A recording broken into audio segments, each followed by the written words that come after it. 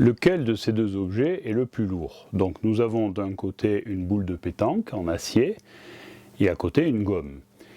Si je vous pose cette question, tout le monde répondra sans hésitation que l'objet le plus lourd c'est la boule de pétanque. Et pourquoi? Uniquement parce que tout le monde a déjà manipulé une boule de pétanque et une gomme et tout le monde sait donc qu'une boule de pétanque est plus lourde qu'une gomme. Maintenant, si on me demande, parmi ces deux boules, laquelle est la plus lourde? Nous avons d'un côté une boule en mousse, pleine, et de l'autre côté une boule en plastique, vide. Les deux boules ont à peu près le même volume, la même dimension, et dans ces conditions, c'est un petit peu plus difficile de répondre. Alors évidemment, on peut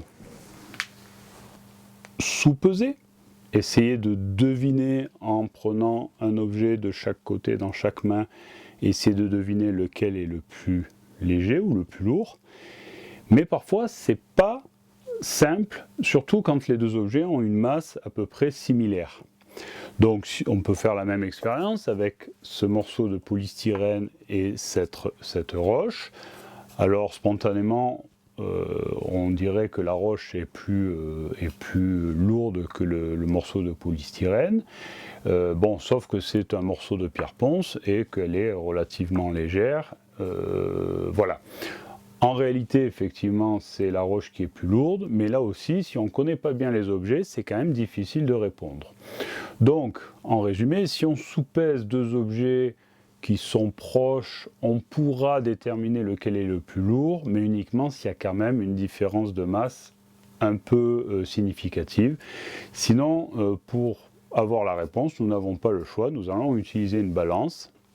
Alors, ou une balance numérique où on va mesurer précisément la masse des objets, ou alors on peut utiliser une balance de Roberval. Ce sont des balances anciennes, mais qui permettent de comparer finalement la masse de deux objets, puisque sur cette balance, l'objet le plus lourd va faire pencher le plateau de son côté. Donc là on voit bien qu'entre le morceau de polystyrène et le morceau de pierre ponce, c'était la pierre ponce. Et si on compare maintenant la boule en mousse et la boule en plastique, la boule la plus lourde, c'était la boule en plastique. Alors évidemment, si on mesure précisément la masse de ces objets avec la balance numérique, on aura une réponse beaucoup plus précise. Donc regardons tout de suite.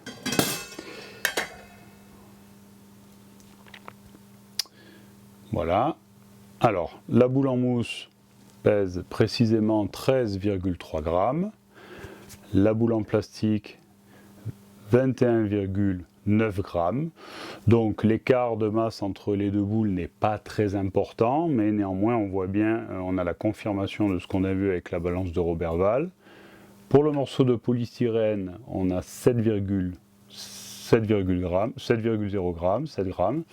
Et pour le morceau de pierre ponce, nous avons 33,7 grammes.